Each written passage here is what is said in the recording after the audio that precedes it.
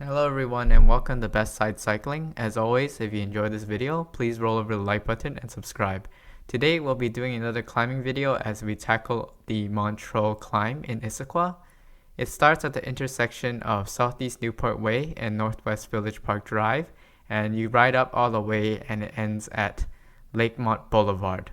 Today we're especially featuring the segment of this climb called Montreux to M Drive, which is really the steepest part of this climb, and then it really eases off after that. And the statistics for that is it runs for about 1.15 miles and you'll climb about 595 feet at a gradient of 9.8%. So it's really steep, and the steepest gradient is at about 16% according to the GPS software. Riding this, it definitely feels that way, as there's going to be spurts here you'll see where it really hangs in the teens for a good while. And I think for a lot of the other climbs in the area, usually those teens gradients would only be just for like a little moment, maybe for like a 10 yards or so. But here it feels like it really stays for a good while. But just to mention that this climb is sort of one of the trios of climbs that brings you up Lakemont Boulevard. So earlier featured in this channel, there's also the Zoo Hill climb that can bring you there as well. There's this climb, and then there's actually the Lakemont Boulevard climb, which is just riding up Lakemont Boulevard. They each have their own unique characteristics, with this one just being simply the steepest, even though it doesn't have the highest total elevation gain. But digging a little further in this route as I'm riding it now, right off the cuff, there's a little bit of steepness, but then you get to where I am now, where there's actually a really good sense of reprieve, as you see in the gradient. I've included the gradient on the bottom left, that it's sort of just like in the low 2 to 5. But in this climb, I would say there's sort of three areas where the gradient just spikes up into the 12s and 14s, and you'll really have to bear with it, but it does, at least for this climb, sort of start to ramp you up in a way, or like it has a good warm-up, since it starts out less steep and then gets really steep, and then ends the segment at what is, I think, the steepest part of the ride. But we're going along here. It's definitely just a nice residential neighborhood. So compared to Zoo Hill, the pavement here is much nicer, and you actually get a shoulder, and cars are also still quite respectful. So it's nice in that regard. But in terms of the gradient levels, you can see here now, it's really getting into the 13s and 14s, and I'm really starting to feel it. I think I'm already on my lowest gear for sure. But I came a lot more prepared than last time in my other video, but where it turned out that I didn't have my lowest gear ratio, but this time I have it, so I'm just sort of giving it my all here, as this was also my first time riding it, so I didn't know exactly what to expect.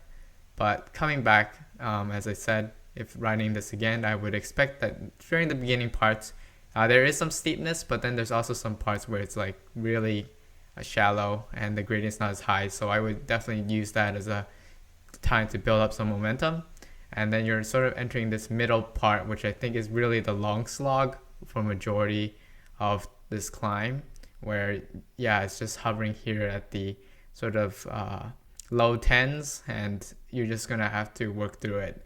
The nice part also about this climb is that it's pretty short. So compared to the Zoo Hill climb at a distance of 2 miles for about 1,000 elevation, this one's only 1.15. So I think a strategy that I might have wanted to use, which I do use later, is probably just to ride out of the saddle more. For me personally, I feel like for higher gradients, I can get a lot more use out of my muscles that way. But I was just being a bit cautious. But as you can see here, as you go, I would say how I mentioned, there's sort of 3 steep sections.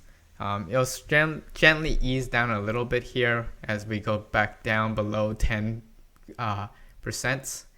And I mean, it's hard to really notice it as you're riding, because at this point I'm sure, as for me, I was losing breath, but there is some respite and some relief as you're climbing, a little bit like valleys, but soon enough, unfortunately, it will sort of pick up again. So for the main segment that I'd say is majority of the really steep climbing, it's just a total of about 2 full turns. So it's just gonna be like, we already finished one, and then as you see on the map, I'm approaching the second sort of U-turn, and after that is the segment.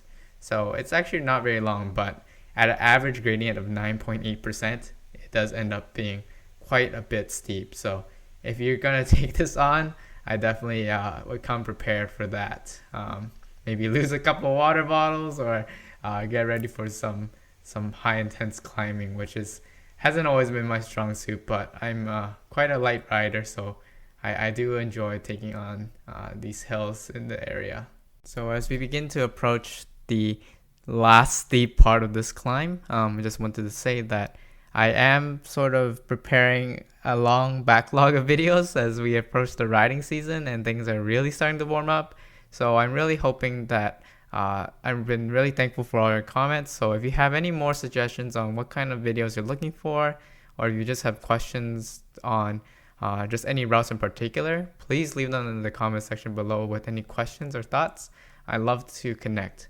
My ultimate goal of the channel, again, is really just to highlight a lot of the cycling that you can do around here in the Seattle area, show cool videos of trails, and just to share my experience with them, as cycling has really been a really great experience for me. So hopefully a lot of people can experience that as we're all going through these sort of rough times. But anyway, we're now approaching, I think, the last steep section of this climb, and this is where I'm really tired. So I think at this point, as you can see here, I get out of the saddle and I'm just trying to finish off the rest of it. I don't think I make it all the way, but if the original audio was here, you would really hear me panting as I'm trying to really get through here. And this is also the part where it gets the steepest. So shortly we're going to see this go from 13 all the way to a 16% gradient, which is just another sort of level of climbing.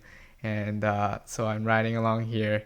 And the good thing with this is that it really does ease off on the gradient after you finish this segment and you're heading on your way towards Lakemont Boulevard. There's even some downhill.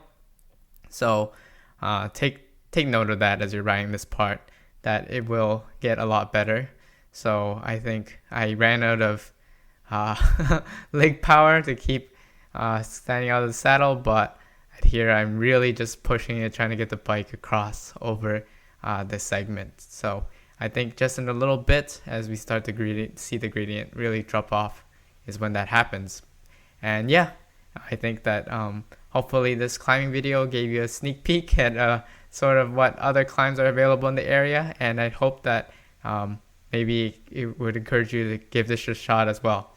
But anyway, that's all I had for this video, and I'll see you guys again soon with some more cycling content. Thanks.